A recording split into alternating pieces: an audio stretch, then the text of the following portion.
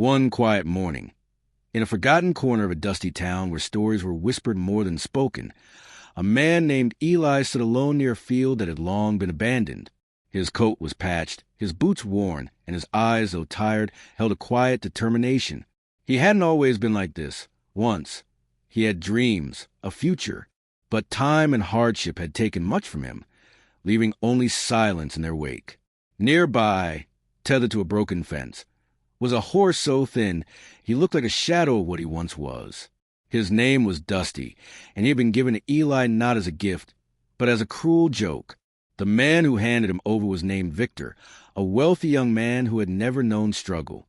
To him, giving a useless, broken-down horse to a man with nothing was just another way to laugh at life's misfortunes.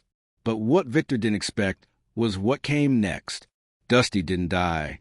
Instead, something unexpected began to happen. Eli, despite having little himself, didn't turn away from a horse. He didn't curse his luck or throw Dusty away like a discarded toy. Instead, he looked into the horse's tired eyes and saw something worth fighting for. And so, every morning before the sun rose and the town stirred, Eli would walk to the field where Dusty was kept. He moved slowly, gently, speaking in soft tones that Dusty wasn't used to. The horse flinched at first, expecting a whip or a shove, but none came. Just patience, just kindness. Dusty's legs were weak from neglect. He stumbled often, breathing heavily with every step. But Eli never pushed him too hard. He let the horse rest when needed, fed him what little he had, and brushed the dust from his coat like a father caring for a child. Days turned into weeks, and slowly, Dusty began to change. His coat grew shinier. His steps became steadier. And in Eli's eyes, a spark began to return. The town, of course, laughed when they heard about it. A tramp and a dying horse. Trying to run? It was the talk of the taverns and the markets. People chuckled behind their hands, shaking their heads at the absurdity of it all. But then, the whispers began to change. Dusty was running longer. Eli stood taller.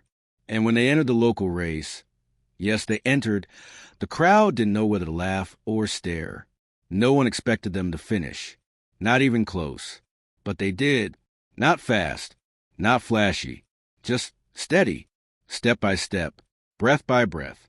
Dusty's hooves hit the ground with a rhythm that silenced the jeers and turned them into something else, something like respect.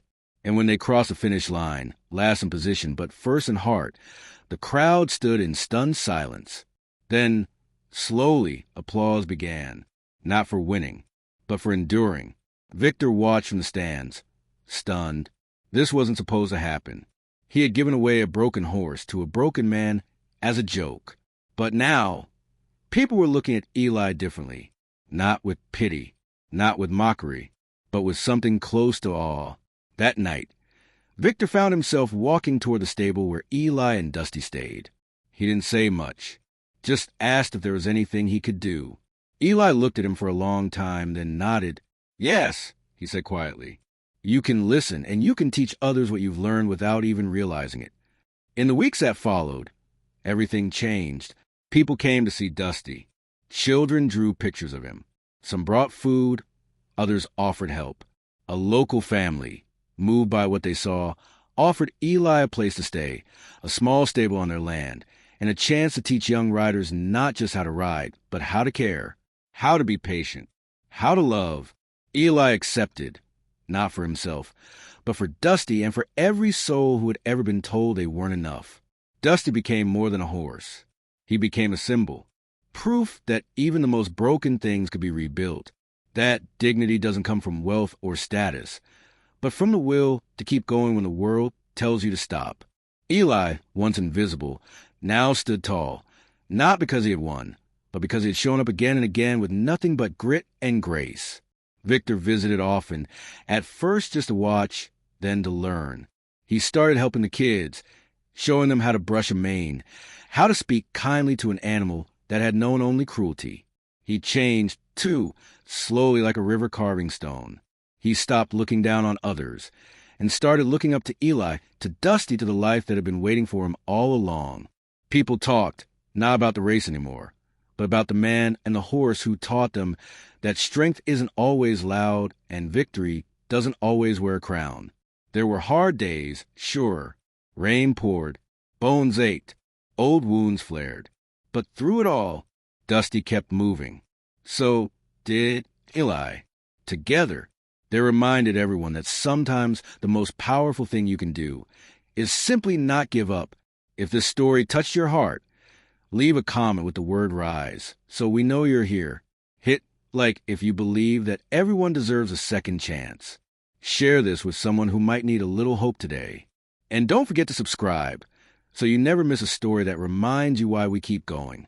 Because every soul has a path, and sometimes all it takes is one step forward to find it. Eli and Dusty didn't start strong, but they finished strong together. They showed that even the most forgotten among us carry fire beneath the dust. And when that fire is lit, it can burn brighter than any trophy, louder than any laugh. Moral lesson. True strength is not born from power or wealth, but from perseverance, kindness, and the courage to rise even when the world expects you to fall.